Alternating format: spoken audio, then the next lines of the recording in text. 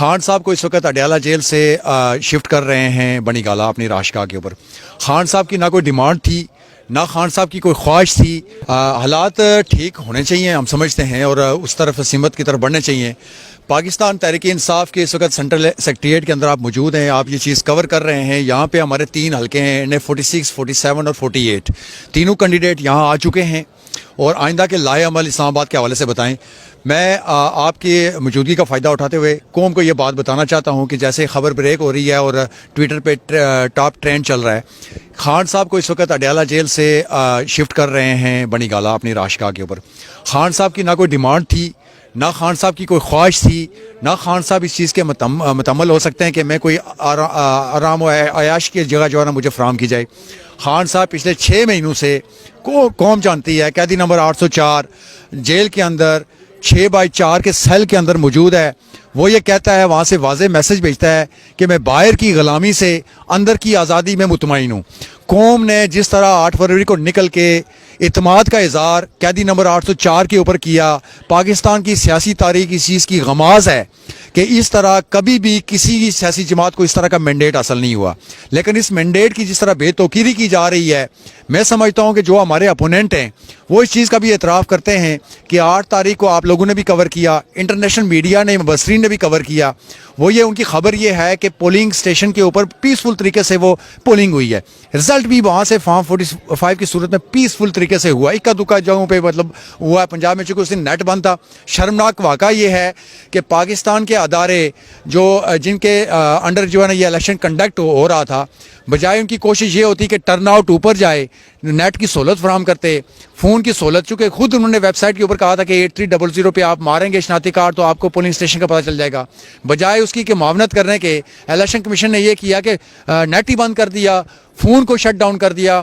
اور جو لوگ بہت سارے ابھی تقریباً 20 سے 25% لوگ ایسے تھے جو پولنگ ڈے کے باہر نکلے, شناختی کارڈ لے کے آئے, لیکن نیٹ کی سہولت نہ ہونے کی وجہ سے وہ ووٹ کاسٹ کرنے سے محروم ہوئے.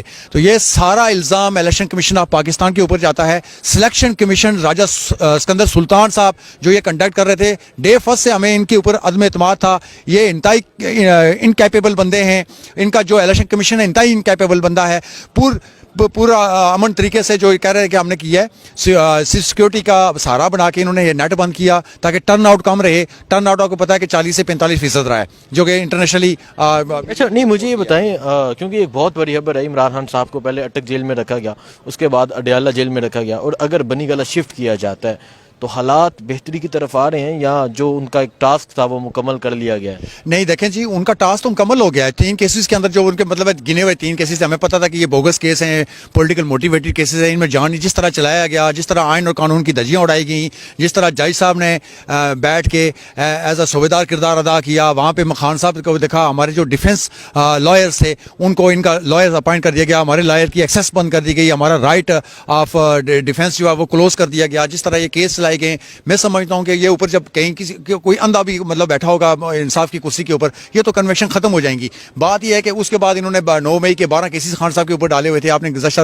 دنوں میں دیکھا کہ وہ 12 بیلیں بھی خان صاحب کی ایکسیپٹ ہو گئی ہیں. اب ان کے پاس آپشن ہی کوئی نہیں ہے, چونکہ اب انٹرنیشنل میڈیا اس چیز کو کور کر رہا ہے کہ خان جیل کے اندر رہتے ہوئے 3/4 سیٹیں لے چکا ہے. لیکن یہ پاکستان تحریک انصاف کے منہ پہ ہڈی ڈال کے خاموش کرنا چاہتے ہیں. جی 93 سیٹیں آج انڈیپینڈنٹس کی ہو گئیں, ان پہ بھی یلغار. میں سمجھتا ہوں کہ سپریم کورٹ کو سوموٹو ایکشن لینا چاہیے, پٹیشن اس کے اوپر لینا چاہیے ایکشن, تاکہ یہ جو بنڈی لگنے لگی ہے یہ سپریم کورٹ کی وجہ سے لگے گی. اور یہ آئین اور قانون کا جو جس طرح انہوں نے ماضی میں جو دیا ہوا ہے ان کے ووٹ کو روکیں. انہوں نے اپلائی پاکستان تحریک انصاف کے فارم کے اوپر کیا ہوا تھا, جس طرح رات کی تاریکی میں لوگوں کو اٹھا کے اغوا کر کے وفاداریاں تبدیل کروا کے کسی اور جماعت میں شامل کر رہے ہیں. دوسرا میں آپ کو بتاؤں کہ جہانگیر ترین جو انہوں نے پارٹی بنائی تھی, 2 پارٹیاں بنائی تھیں, ایک پاکستان تحریک انصاف پارلیمنٹری جو پرویز خٹک تھا, اور اسی طرح جہانگیر ترین تو بڑھ گیا بھائی.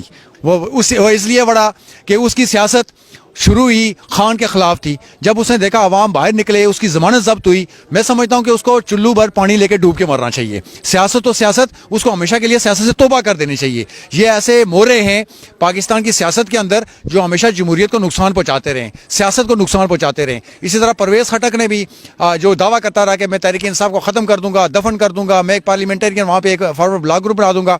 آج پتہ چلا کہ اس کا بوریا بستر ہی گول ہو گیا ہے. اس کی سیاست ہمیشہ کے لیے وہاں خیبر پختونخوا کے عوام نے ختم کر دی ہے.